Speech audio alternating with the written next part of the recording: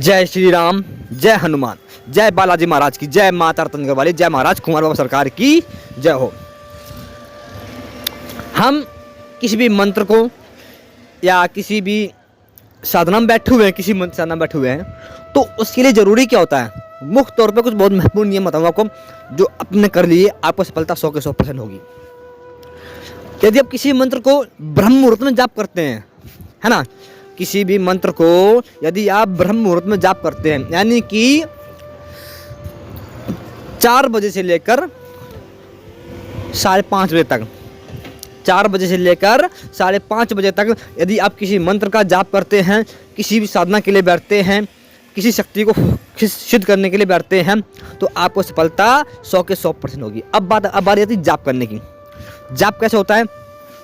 जैसे कि आप बैठे हैं तो आपकी दिशा महत्वपूर्ण लगती है, दिशा, है ना।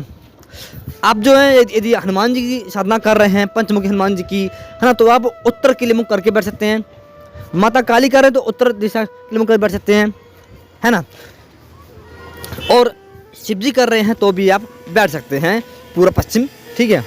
और भैरव जी की साधना के लिए बैठे हुए हैं तो आपको जो है दक्षिण दिशा के लिए मुख करना पड़ेगा, है ना। और बाकी फिर ये है कि आप पूरब और पश्चिम किसी भी देवी देवता की मंत्र साधना कर सकते हैं बैठकर, है ना। तो बैठ गए। अब बारी आती है मंत्र जाप की। जब आप मंत्र जाप करें तो पद्मासन में बैठकर जाप करें, पद्मासन में, है ना। पद्मासन में जाप करेंगे बैठकर मंत्र का, ठीक है। और सीधे हाथ में माला पकड़ेंगे। हमारा अंगूठा होता है, अंगूठे के पास में एक उंगली होती है, बीच वाली उंगली जो सबसे बड़ी उंगली होती है उसमें माला फांस कर जाप करेंगे और अंगूठे से चलाएंगे, एक एक मोती आगे चलाएंगे, है ना। इसी प्रकार करना है आपको। करने बाद में यह आप विशेष तौर पर बारी आती है कि भोग प्रसाद की।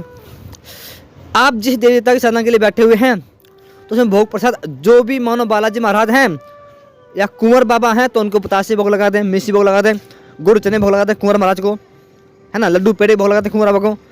यदि माता रतनगढ़ वाली बैठे हो तो पेड़े का भोग लगाएं, है ना। और बालाजी की बैठे हुए हैं तो उनको बूंदी लड्डू चलता है, गुड़ चने में चल जाता है। माता काली में लौंग बतासे चलते हैं साप्ताहिक में, और भैरव जी में वही लौंग बतासे चलते हैं, उड़द चलती है। वो आप मंदिर में देकर आएँ, बाहर घर में भोग ना दें भैरव बाबा को, है ना। जो उड़द की दाल है वो आप मंदिर में जाएँ, चढ़ा कर आ जाएँ भैरव जी में, और घर पर आ जाएँ पूजा करें। यदि माता काली के बैठे हुए हैं तो माता काली के मंदिर जाएं, वहाँ पे नींबू माला माँ को पहनाकर फिर घर पे साधना करें आकर। इससे आपको साधना सफलता प्राप्त होगी, है ना। तो माता काली हैं, भैरव जी हैं, शिव शंकर हैं, है ना। ये ऐसे देव, मानो शमशान काली, तो ये ऐसी देवी शक्तियाँ हैं कि इनका घर से बाहर भोग दो जाकर। यदि घर से बाहर आप जाप नहीं कर सकते हैं, तो आप घर में जाप कर लें, भोग बाहर देते हैं जाकर, पहले भोग देते हैं फिर जाकर आकर। इसी प्रकार से करना है कंटिन्यू, ठीक है। और जय बालाजी महाराज हैं, कुंवर बाबा हैं, रतन में दुर्गे माँ हैं, तो इनकी अब घर में पूजा कर लो, घर में भोग दे दो, कोई बात नहीं है ना। और ऐसा होता है कि जो माता मदानन है, माता काली हैं, भैरव जी हैं, इनका भोग लगाने के बाद में ग्रहण नहीं करना चाहिए। यानी कि देखो कुछ भोग होता है ग्रहण नहीं करना, जैसे मैंने हम बात करें हम तो भोग है, अब उड़द दाल है, वह बाहर चढ़ा कर आ जाए, घर में नहीं खाते आप, है ना। जैसे आपने मिश्री भोग लगाया भैरव जी को, वो आप खा सकते हैं। माता काली को भोग लगाया, वो आप मिश्री खा सकते हैं। आप लौंग जैसे माता काली के आप नहीं खा सकते, वो संकट वाला व्यक्ति होकर उसे खिलाएंगे, आप नहीं खा सकते। क्योंकि देखो जो ऐसे खा लेता है उस पर कहीं ना कहीं नेगेटिव ऊर्जा का वास होता है ना। हाँ, जैसे माता काली को आपने पेड़े भोग लगाया, माता काली वो आप खा सकते हैं। लड्डू भोग लगाया वो आप खा सकते हैं माता काली का भोग, है ना। लेकिन लौंग तो माता काली की नहीं खा सकते आप, ठीक है। और अब बारी आती है कुंवर महाराज की। कुंवर महाराज का आप जो भोग पर चढ़ाएंगे वो आप सब खा सकते हैं। माता रतनगढ़ वाली का आप जो भोग पर चढ़ाएंगे वो आप खा सकते हैं, ग्रहण कर सकते हैं। तो इसी प्रकार से करनी है। और ब्रह्म मुहूर्त में जो जब जाप होता है उस टाइम क्या होता है, देवी शक्ति बिल्कुल मतलब कि पास में होती है। यानी कि ब्रह्म मुहूर्त में देवी शक्ति बहुत जल्दी खुश होती है पूजा करने से, और बहुत जल्दी उनकी सिद्धि प्राप्त होती है, बहुत कुछ प्राप्त हो जाता है ब्रह्म मुहूर्त में। क्योंकि यदि हम रात्रि में कर रहे हैं, है ना, यदि मानो हम दिन में करते हैं तो उसमें क्या है, बहुत समय लगता है हमारी ध्वनि उन तक पहुंचने में। और जो यानी एक्टिव होती शक्ति, शक्ति जो है देवी शक्ति एक्टिव होती है ब्रह्म मुहूर्त में, है ना। तो इसी प्रकार से आपको ब्रह्म मुहूर्त में साधना करनी चाहिए, मन जब ब्रह्म मुहूर्त करना चाहिए।